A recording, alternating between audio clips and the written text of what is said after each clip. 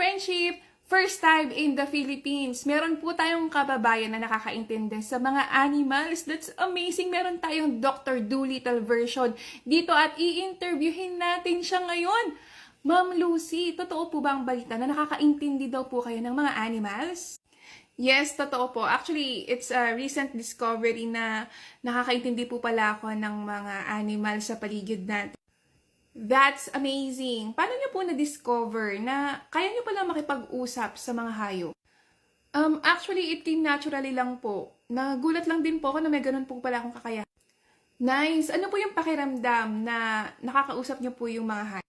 Nung una masaya, it's very entertaining, no? Pero at some point, naging malungkot din po siya, medyo masakit sa puso. Pero still an amazing experience. Wow!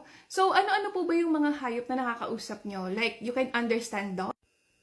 No. Cats po, naiintindihan nyo po? No. Ibon po, alligator, crocodile.